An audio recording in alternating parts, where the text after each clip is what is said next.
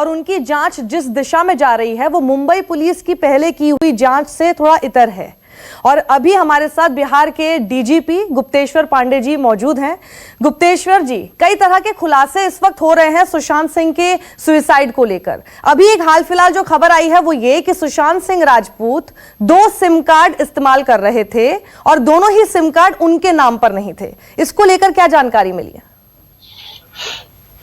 देखिए, अनुसंधान पता चल रहा है, हमारे लोग उसमें बहुत सारी सूचनाएं आई हैं, सूचना मालूम है, ऐसे बहुत सी जानकारियां हम लोगों के पास हैं, लेकिन अभी हम इन्वेस्टिगेशन की इस स्टेज में इतना माइनर ये इंपॉर्टेंट डिटेल्स हम शेयर नहीं कर सकते, वो प्रोफेशनल एथिक्स के अनुकूल नहीं है, तो इस बारे में हम कोई बात नहीं करेंगे।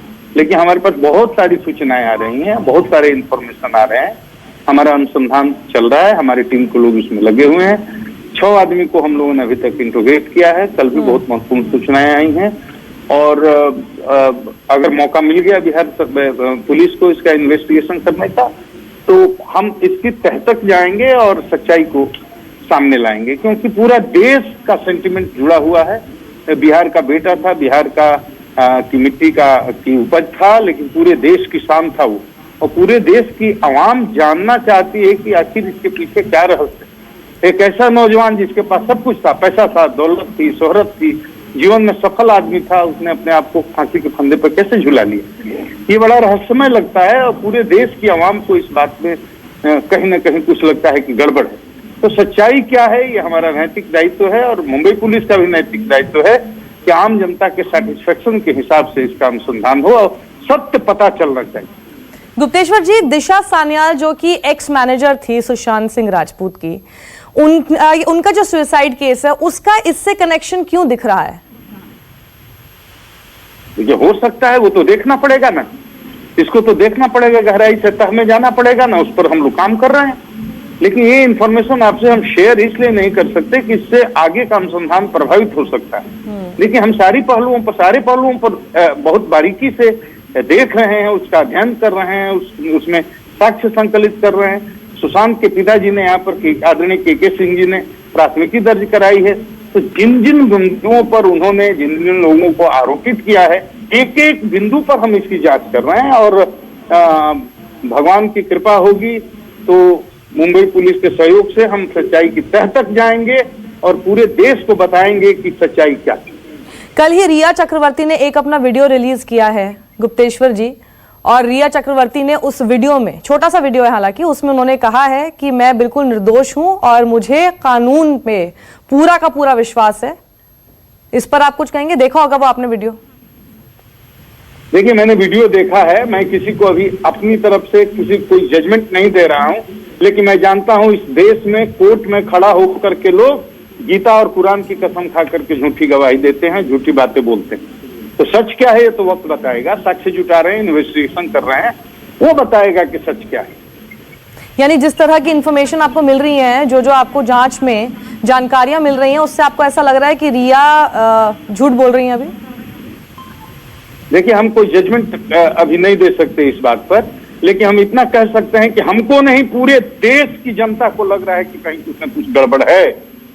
यह एक साधारण सुसाइड का मामला नहीं है, कहीं ना कहीं कुछ गड़बड़ है, इस केस में कोई ना कोई मिस्ट्री है, और ये मुंबई पुलिस के और बिहार पुलिस के लिए एक चुनौती है। ये हमारा मोरल रिस्पॉन्सिबिलिटी है, नैतिक दायित्व है, और वैधानिक जिम्मेदारी भी है कि हम जनता के संदेह को दूर करें, निष्पक्ष अनुसंधान करें। हम वही काम कर रहे हैं। गुप्तेश्वर जी, कहीं ना कहीं कोई गड़बड़ी है, ये तो बिल्कुल पूरे देश को लग ही रहा था, शुरुआत से लग रहा था।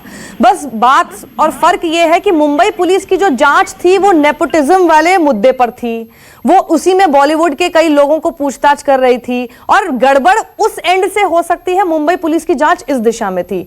वहीं बिहार पुलिस की जो जांच है वो उनके पर्सनल रिलेशनशिप और उनकी गर्लफ्रेंड के साथ जो संबंध थे उसको लेकर ज्यादा है। तो गड़बड़ तो थी, ये तो पहले से माना जा रहा था, लेकिन दोनों जो इन्वेस्टिगेशन है वो अलग अलग दायरे में है। सही है। हम तो देखिए इन्वेस्टिगेशन किस चीज की कर रहे हैं, हमारे यहाँ जो प्राथमिकी दर्ज कराई गई है उसमें जो सूचनाएं दी गई है, तो पूरे देश को पहली बार पता चला कि इसमें मनी ट्रेल भी है, और इसमें उस पॉइंट पर भी इन्वेस्टिगेशन होना चाहिए। और 6 आदमी जिसको एक्यूज बनाया है के सिंह जी ने, आदरणीय के सिंह जी ने, तो ये 6 आदमी को क्यों एक्यूज बनाया गया और उनकी क्या भूमिका है ये इस कांड के पीछे, इस भूमिका की गहराई से जांच होनी चाहिए। तो हम तो बिल्कुल निष्पक्ष अनुसंधान कर रहे हैं और करेंगे भी। ये पूरे देश की आवाम को आपके माध्यम से हम ये संदेश देना चाहते हैं कि हम लोगों की व्यक्तिगत कोई रुचि नहीं कि किसी निर्दोष आदमी को हम फंसाएं या किसी को हम जलील करें, ऐसा हमारा कोई इरादा नहीं है।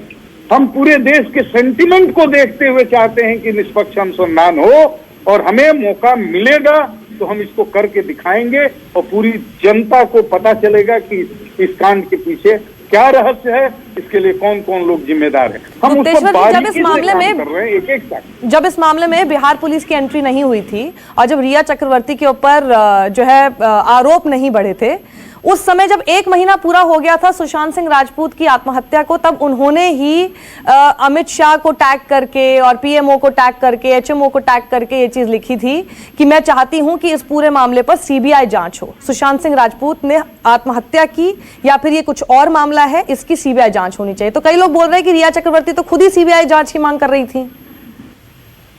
अरे बहुत अच्छी बात है, मैं बहुत खुश हुआ, मैंने भी देखा था। तो अब बताओ, अब छुपा छुपी का खेल क्यों हो रहा है? अगर कोई निर्दोष है, मैं किसी का नाम नहीं ले रहा हूं, अगर कोई निर्दोष है, उसको आरोपित किया गया है तो उसको सामने आना चाहिए, सीना ठोक करके बोलना चाहिए कि जिसको पूछताछ करनी है पूछताछ कर ले। चाहे वो बिहार पुलिस हो, चाहे मुंबई पुलिस हो या सीबीआई हो, जिसको जो पूछना है पूछे। मैं हाजिर हूं, मैं बताने के लिए, अनुसंधान में सहयोग करने के लिए मैं हाजिर हूं। कोई आकर के पूछ सके, लेकिन हम छुपा छुपी क्यों करेंगे? हम क्यों इधर से उधर भागते फिरेंगे? मतलब आपने बिहार पुलिस ने रिया चक्रवर्ती से संपर्क साधने की कोशिश की और वो है नहीं, अवेलेबल नहीं है? जी हाँ, हम तो कोशिश कर रहे हैं, हम तो पता लगा रहे हैं तो उनके, और देख रहे हैं कि झूठे न्यूज भी प्लांट किए जा रहे हैं। जैसे वो आएगा समय तो बताएगा हम। नहीं, किस तरह की न्यूज आपको लग रहा है कि प्लांटेड नहीं है, ताकि दर्शकों को पता चलना चाहिए कि क्या चीजें फेक हैं? इस तरह की अफवाहें फैलाई जा रही हैं कि रिया चक्रवर्ती के बारे में बिहार पुलिस को पता है, बिहार पुलिस की निगरानी में। कहाँ निगरानी में है, जरा हमको बताइए। हम तो मिलने के लिए बेचैन है, हमारी टीम मिलने के लिए बेचैन है, उनसे पूछताछ करने के लिए बेचैन। पूछताछ तो करना पड़ेगा। तो मतलब वो बिल्कुल भी कोऑपरेट नहीं कर रही हैं? उनके लॉयर से संबंध कुछ भी संपर्क हुआ? नहीं, मेरा कोई किसी से संपर्क नहीं हुआ है। हमारी टीम जिस पर टास्क जिम्मेदारी दी गई है वो लोग कोशिश में हैं, वो लोग हर बिंदु पर जांच कर रहे हैं और जिससे भी अनुसंधान में सहयोग मिल सकता है या जिससे जरूरी है पूछताछ किया जाना सच्चाई तक पहुंचने के लिए, उस दिशा में वो काम कर रहे हैं। मुंबई पुलिस से आपको कितना सहयोग मिल पा रहा है? देखिए, ये सवाल कई जगह पूछा गया है। मैं ये कह रहा हूँ, मुंबई पुलिस वाले बहुत अच्छे हैं, वहाँ के डीजीपी बहुत अच्छे हैं, पुलिस कमिश्नर बहुत अच्छे हैं, मैं सबकी तारीफ करता हूँ। लेकिन मैं ये अपील करता हूँ, हमारे मुख्यमंत्री जी ने भी ये अपील किया है कि मुंबई पुलिस को सहयोग करना चाहिए। हमारी टीम यहाँ केस 25 को होता है, 27 को हमारी टीम यहाँ से जाती है, 28 को जाकर के बंदा डीसीपी से मिलती है। डीसीपी साहब सलाह देते हैं कि आप डीसीपी डिटेक्शन 1 से जाकर के मिलिए। 29 को हमारी टीम जाती है डीसीपी डिटेक्शन 1 से मिलने के लिए। 4-5 घंटे तो वो इंतजार करते हैं, कोई नहीं मिलता है, कोई स्टाफ भी नहीं, कोई बात नहीं होती है। उसके बाद में असहाय होकर के, लाचार होकर के, बेबस होकर के मेरी टीम लौट जाती। उसके बाद कल के पहले परसों शाम को हमारे एसएसपी पटना रिक्वेस्ट करते हैं अपने काउंटर पार्ट से, तब डीसीपी डिटेक्शन 1 से हमारी टीम की मुलाकात होती है। बहुत अच्छी मुलाकात होती है, बहुत अच्छे तरह से बात होती है, लेकिन हमें डॉक्यूमेंट्स तो नहीं मिले ना। तो आपको दस्तावेज अभी तक प्रोवाइड नहीं किए गए हैं? नहीं किए गए हैं जी।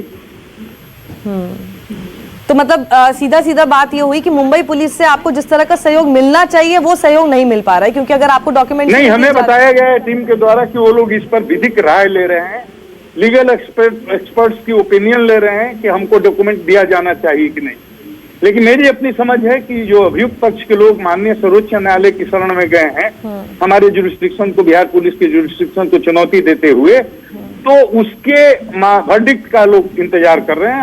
हमें लगता है मुंबई पुलिस भी माननीय सर्वोच्च न्यायालय के आदेश का इंतजार कर रही है। तो ठीक है, हमें कोई आपत्ति नहीं है, लेकिन 2-3 दिन में वो भी आदेश आ जाएगा। सवाल बस मुझे आपसे पूछना है, देना चाहता हूँ कि हमें जब मौका मिलेगा तो हम इस केस का अनुसंधान निष्पक्ष करेंगे और त्वरित स्पीडी और इतना ही नहीं, अगर दोषी मिला कोई, साक्ष्य मिला, तो हम इस अनुसंधान का स्पीडी ट्रायल भी कराएंगे। ठीक है सर, आखिरी सवाल जिसका बहुत ही संक्षेप में भी मुझे जवाब चाहिए। अभी बिहार पुलिस भी इसमें आ गई है, बिहार पुलिस इन्वेस्टिगेशन कर रही है। अभी क्या आपकी मांग होगी कि सीबीआई जांच होनी चाहिए? मैं क्यों कहूंगा जी, मैं क्यों मांग करूंगा कि सीबीआई जांच होनी चाहिए? मैं प्रदेश का डीजीपी हूं, मैं समझता हूं कि बिहार पुलिस सक्षम है अनुसंधान करने में। मुझे क्या जरूरत है सीबीआई के जांच की मांग करने की?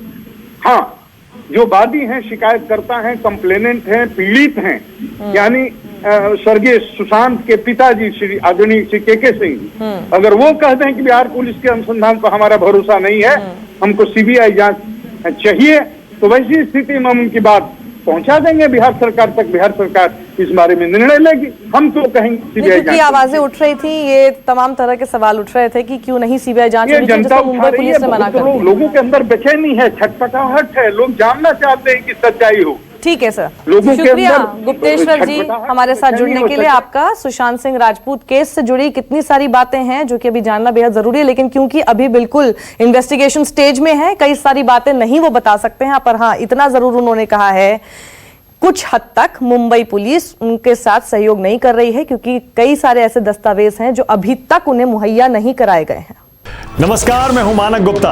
अगर आपको हमारा ये वीडियो पसंद आया हो तो इसे लाइक और शेयर जरूर करें, और हाँ, हमें सब्सक्राइब और फॉलो करना ना भूलें ताकि आप देश और दुनिया की कोई खबर मिस ना करें।